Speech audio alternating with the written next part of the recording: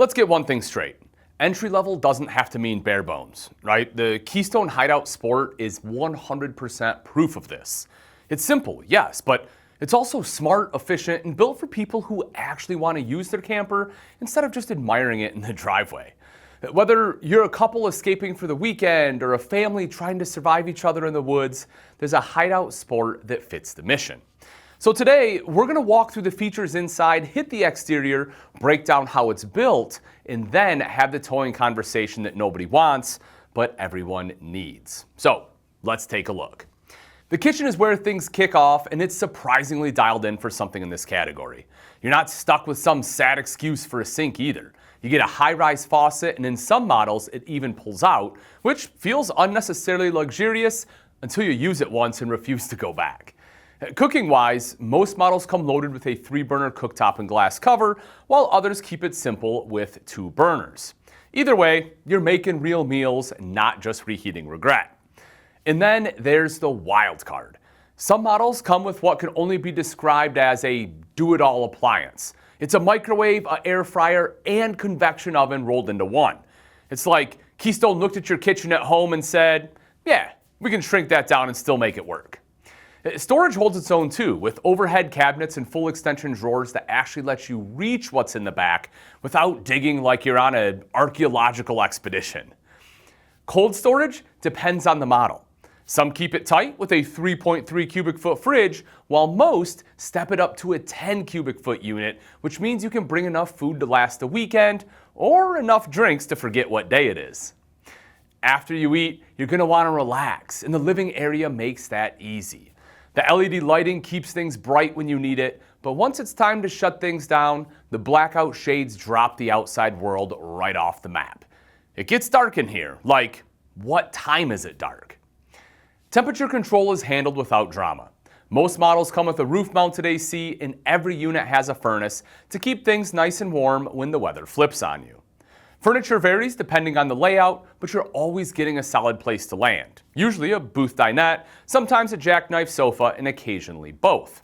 It's comfortable enough to relax or pass out mid-movie without having anyone judge you. Now, if that quick reset turns into a full shutdown, the bedroom setup has your back. Every Hideout Sport comes with a legit mattress, not something that feels like it was borrowed from a folding table. Smaller models keep things open, which means privacy is a little more negotiable, but larger models step it up with curtains or sliding doors, giving you an actual separation from the chaos outside. You'll find outlets right where you need them because nobody's voluntarily letting their phone die in 2026. Storage depends on the model, but you'll get a mix of wardrobes, shelving, and underbed space, enough to keep your gear organized or at least hidden. And if you're the type who needs background noise to fall asleep, there are TV mounting spots, sometimes even in the bedroom, because nothing says roughing it like falling asleep to a rerun you've already seen 3 times. The bathroom is straightforward, but it honestly checks all the boxes.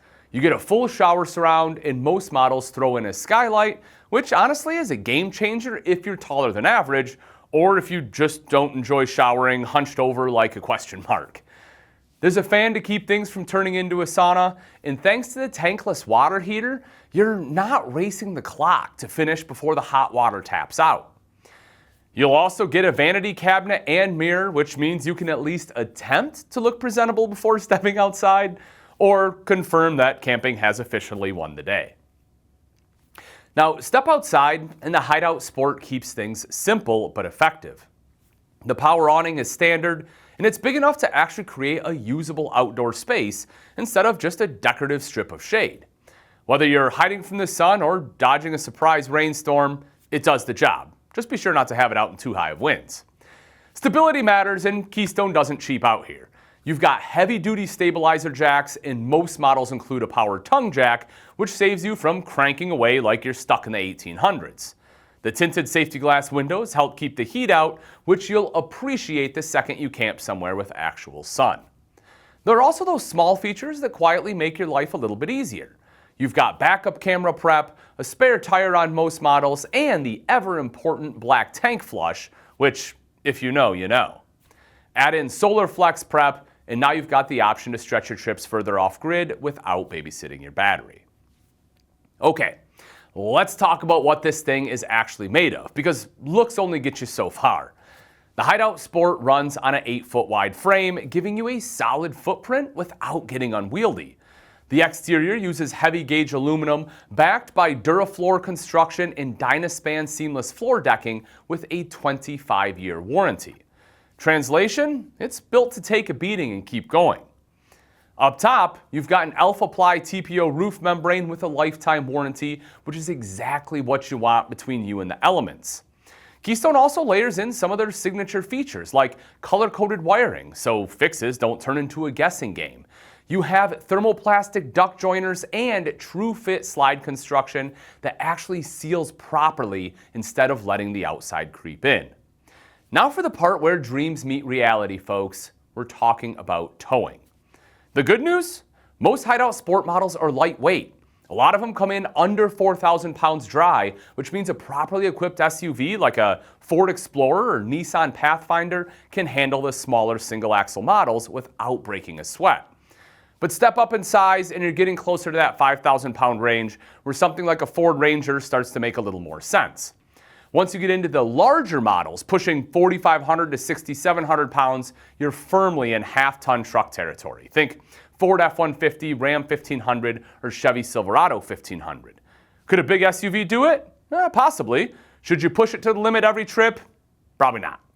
At the end of the day, your owner's manual has the final say. If you don't have it or it's been through a few too many creative uses, simply stop by Camping World and let them sort it out. While you're there, you might as well check out the Hideout Sport in person, because once you do, there's a decent chance you're not leaving empty-handed.